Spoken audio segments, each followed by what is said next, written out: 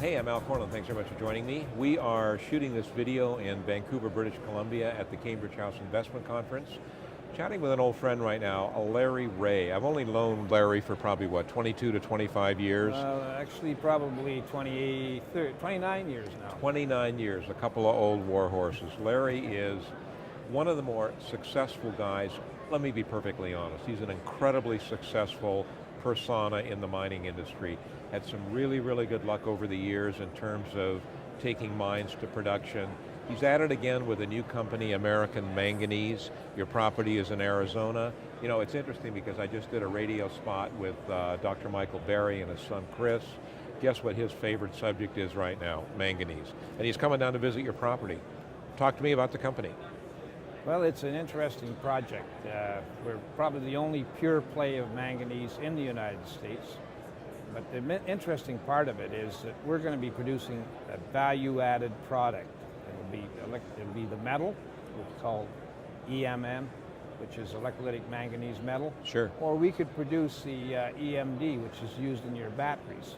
That's a pretty fair-sized market. It's about 140,000 tons a year. But the metal is about 1.2 million tons a year.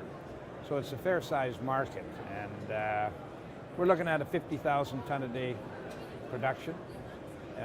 Critical metals now are becoming the buzzword, and certainly the buzzword. That's the understatement of the decade. Yeah. But yeah, critical metals. If you look at the chart in the U.S., you'll find that manganese is at the top for a critical metal. No production in manganese. It's essential for the military. It's essential for the aluminum industry, and it's essential for steel. I'll make a quote here. Brian Gilbertson, the CEO of Pallinghurst, used to be the CEO of BHP. His quote is, "If you don't have manganese, you can't make steel. And if you can't make steel, the world stops." Dead in its tracks. Yeah. Tell me about your property in Arizona. We've got a 43101 resource of indicated of 6.7 billion pounds. And we've got an inferred of 8.9 billion pounds. And these are 43101 numbers? These are 43101 numbers. We've got a PEA, preliminary economic evaluation, which is 43101. It states that we're going to be the lowest cost producer of electrolytic manganese in the world. Well, how far away from production is the company, Larry? It should be in production in 2014. We've just began our pre-feasibility studies. And we're doing a big pilot plant test on a process, which is a green process, which is water efficient and energy efficient.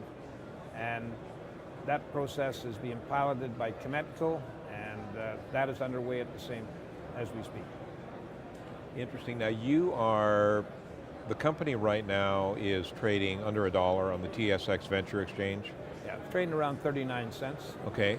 And just caught fire. We're doing a placement at 30 cents, which is completed, well oversold. I'm not sure exactly how much, but at least by just under a double. Interesting situation.